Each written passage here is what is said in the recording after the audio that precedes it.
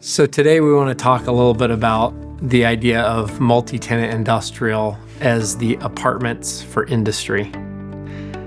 And before we get into that topic, let's talk a little bit about what is multi-tenant industrial. So multi-tenant industrial is industrial parks that have anywhere from 10 to 25 tenants. These are smaller spaces, 5,000 to maybe 20,000 square feet. And the uses, when we hear the word industrial, a lot of times we think of Amazon distribution. And really, we're not talking about distribution centers. We're talking about tenants that do service. They provide services like pool service, landscaper.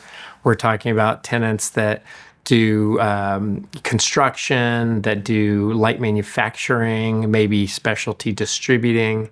This is really kind of your cross-section of American industries in multi-tenant industrial parks. Yeah. We probably have almost 500 tenants in our commercial portfolio now, doing all sorts of things in all sorts of places. But the main idea here is that multi-tenant industrial is the apartments of industry. I mean, that's the title here. And by that, we also mean these aren't the anchor tenants of centers. We mean that one tenant goes out, another tenant goes in. In most of the markets, actually in all 12 that we serve, vacancy is about 4 to 6%. That's sort of where that shows strong demand.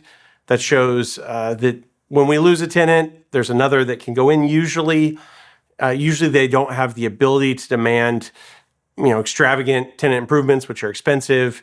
Usually commissions stay reasonable. But usually we're in more affordable, landlord-favoring environments, which allow us to function and do what we set out to accomplish with value creation, instead of being in tenant-favoring environments where we're like, oh man, got to fill that space. How can we help? How can we help? Translation, leakage on investment returns. Yeah, and multi-tenant industrial is also very fungible. One space compared to the other space, it's all got an office, a roll-up door, maybe a truck dock. It's very standardized.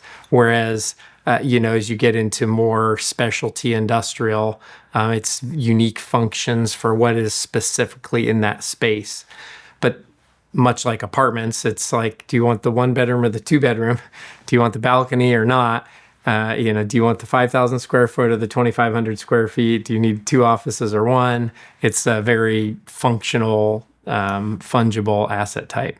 A big part of our investing thesis is that if you want to develop something, you have to spend 100% of the money to build it, and then you have to get 100% of the rent to justify it. Most of what we've bought has been at 50% of what it costs to build is what we've paid, and we still get 75% of the rents. And by that, I mean for 80s, 90s, 2000s product that we own, average tenant size is 3,000 to 7,000 square feet. Commonly, we're in it at $100 a foot or less. Sometimes we're as low as $80 a foot, and for really nice stuff, we can be 120. But we're able to buy in a market that's much less than what rents would be required for to justify new development. So in that sense, where there's not new supply coming on. Yeah, and just to drill down on that a little bit, there's a unique dynamic within multi-tenant industrial that you don't see in the big box. With big box development, big Amazon distribution type, two things. Number one, rents have grown to a spot where it justifies new construction, because construction costs for those are generally less than multi-tenant industrial, because multi-tenant industrial, you've got extra demising walls and service panels and office space and a lot of other infrastructure that when you're building a big four walls and a roof, you don't have. So the construction costs in multi-tenant industrial don't really justify, or the rental rates don't really justify new construction, which has created this kind of long-term supply constraint. The second aspect to it is when a developer goes out and builds for a new distribution center, they are building based on the credit of the tenant that they are able to sign there. With multi-tenant industrial, you never have strong credit tenancy. You're just like apartments. You're relying on a diversity of tenants to create the credit or the strength of the asset. And so that's a much harder project to finance if you're looking to develop a project. I think a big attribute of the types of things we buy is yard space, and you don't see that very much anymore. In modern new development, you have to really maximize the value you get per square foot because that's what the economics require. But in the deals we've purchased, when you look at 80s product or 90s product, it had more yard space, more than would be justified today. And that's really interesting because in some of our markets, we have product with yard space that we bought at, $80 a square foot. One comes to mind that we paid $84 for. But then you've got new product coming on that costs $150 a foot or more to build, sometimes as much as $200 a square foot. So they're forced to get higher rents, but even though they're newer, they're less amenitized, and that the tenants there are not having the yard space that our product offers. So it's a tough balance, but we fix up the properties we purchase. So in most cases, when we buy it, it doesn't look that great, but when we're 6 months later, it looks pretty good, and yet we own it at a significant value compared to our competition. Well, and that outdoor yard space, we're able to collect rent on. So essentially, we're buying a income generating component for free. Yeah. It's not being valued into the equation, and a lot of times the prior landlord hasn't been charging rent on the yard space. It's a key attribute that has gone unpaid for. Yeah. And when we offer, we're not offering money for that attribute. Yeah. And the landlord hasn't been collecting money on that. And so they just think it's a normal thing. But no, it's really valuable. In fact, it's a new asset class. Apparently It's called IOS, Industrial Outdoor Storage. We've been operating in it for a while. We just didn't realize it was a new asset class.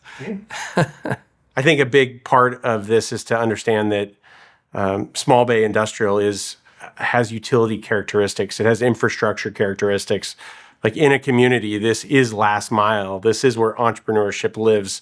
This is where manufacturing and new ideas and a tremendous amount of a community's jobs actually occur. So it's tempting, or sometimes real estate is seen as speculative, but this particular asset class has much less speculative characteristics and more utility characteristics, utilitarian or public good characteristics, in that communities need it. And as we mentioned earlier, the businesses that are in these business parks are really kind of the heartbeat of America. A lot of entrepreneurial businesses, manufacturing, people that are creating things and creating value in their community. And while some investors may sleep at night feeling like they have an Amazon lease and they don't have to worry about it, I would much rather have a lot of leases signed by small businesses where their livelihood relies on that business. Their income, income generation comes out of that business. And so it's, in many senses, it's a much more durable revenue stream than, the triple net lease credit tenant. Yeah. building. With a big tenant, you're great until the second you're not. Yep. With it looks really solid. It's great systems degrade quietly, and poor systems degrade all at once. The point is, if you've got a big tenant, you're great until they leave. But when you've built a lattice of tenant diversity, wow, you're in such a durable stance, because when one tenant leaves, you can bring another one in, and you're not relying on any one industry or any one. Credit is in the economic diversity. It's interesting because I was speaking to someone recently about the progression of institutionalizing real estate. And the first asset class in institutional real estate was the beautiful Class A high-rise on Manhattan. It was the idea that, well, these are beautiful, they're sexy, we can put them on the front of the annual report, everybody likes them. And then retail was allowed into that equation. But industrial and apartments were always kind of a little bit of the stepchild of that equation, because they weren't attractive, they didn't show well, and yet the durability of income and the downside risk mitigation ultimately brought those into the food groups. Well, fast forward to today, and if we just look at the industrial asset class, today we've kind of got a very similar situation where the big, pretty, new Amazon warehouse is on the cover of the marketing brochure, and everyone talks about how this is industrial and it's so sexy and so beautiful.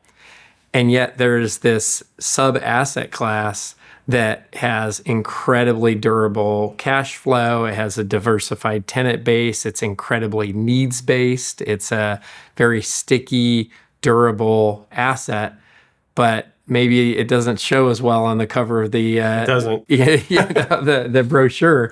And yet over time, as we've seen, industrial became an asset class, mini storage became acceptable, mobile home parks or manufactured housing became acceptable, and in the same way we see this kind of multi-tenant industrial becoming a continuing to be a more institutional asset class. Well, it's interesting you say that because it's also one of the most fragmented parts of the market.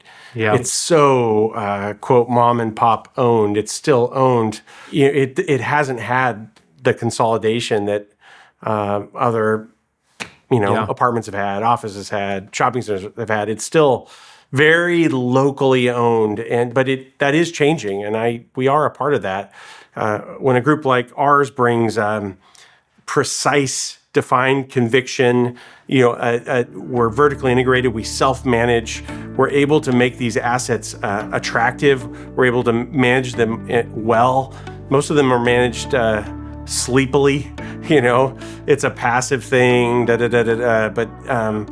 we're precise about knowing what the market will bear, about what our business plan is, about what we can pay.